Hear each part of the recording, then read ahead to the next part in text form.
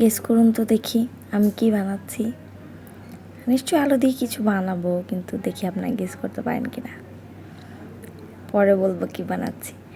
আচ্ছা, যেটাই বানাচ্ছি তার জন্য প্রথমে আমি আলুগুলো ছিলে নিলাম, খোসাগুলো একদম ছাড়িয়ে নিলাম ভালো করে। এটা আমি প্রথমবার বানাবো, সেই জন্য জাস্ট 2টা আলুই নিয়েছি। হয় কি না হয় সেই টেনশন থেকে আমার মনে হলো যে 2টাই নিয়ে দেখি, যেটাই হোক আপনাদের সাথে শেয়ার করব। সেই জন্য এই যে প্রথমে আমি আলুগুলা ছিলে তারপর 4 দিক থেকে আমি সমান করে কেটে নিয়েছি। কেটে নেওয়ার পর আপনারা 2 সাইডে কাঠির সাহায্যে ওইভাবে কাটতে পারেন।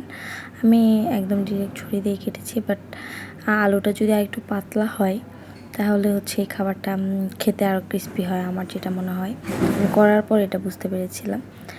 তো আমি খুব সাবধানেই কাটছিলাম যেন একদম নিচ পর্যন্ত না কেটে যায়। সুন্দর করে এইভাবে কেটে নিয়েছি, তারপর আবার আমি লম্বা লম্বা করে কেটে নিব।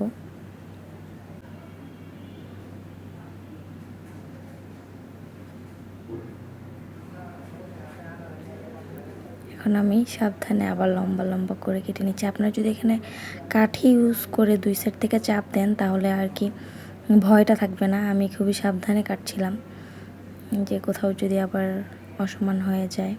আপনারা 2 সাইডে কাঠি দিয়ে পিস করতে পারেন। ইতিমধ্যে আমার মনে হয় অনেকে বুঝে গিয়েছেন আমি কি বানাচ্ছি। ঠিকই ধরেছেন, আমি আজকে ফ্লাওয়ার পটেটো বানাবো।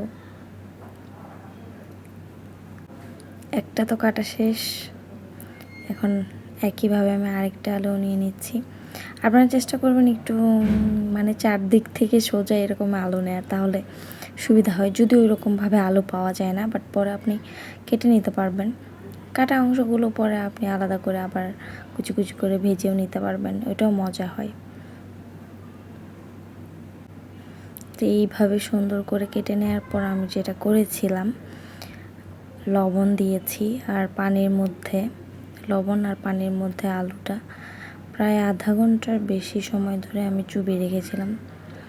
এতে করে আলুটাও নরম হয়ে যায়, আর তখন ফ্লাওয়ারের যে শেপটা সেটাও সুন্দর মতো হয় আর কি।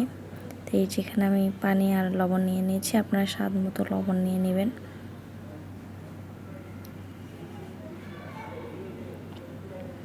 আমি একটু বড় প্লেট নিয়ে নিয়েছিলাম, যার কারণে এটা ডুবছিল না।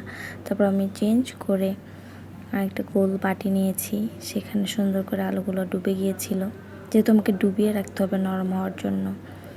তারপর আমি ঢাকনা দিয়ে ঢেকে প্রায় আধা ঘন্টার বেশি সময় ধরে এটা রেখে দিয়েছিলাম।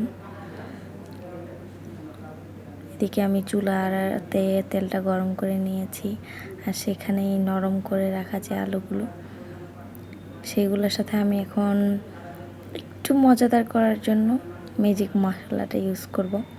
আপনারা চাইলে এটা স্কিপ করতে পারেন, শুধু মরিচ দিয়েও করতে পারেন। আরেকটা বিষয় যেটা আমি স্কিপ করেছি, মানে ভুলে গিয়েছিলাম, তারপর বানানোর পর মনে হলো যে দিলে ভালো হতো, সেটা হচ্ছে কর্নফ্লাওয়ার। আপনারা যদি ওইটা অ্যাড করে নেন তাহলে এটা আরেকটু বেশি ক্রিস্পি হবে। এই যে সুন্দর করে আমি আলুগুলো ভেজে নিচ্ছিলাম। এখানে আমি খুন্তিটা পাচ্ছিলাম না, তো কাঁটা চামচ ইউজ করেছি। এই যে আমার ফাইনাল আলু ফ্লাওয়ার পটেটো।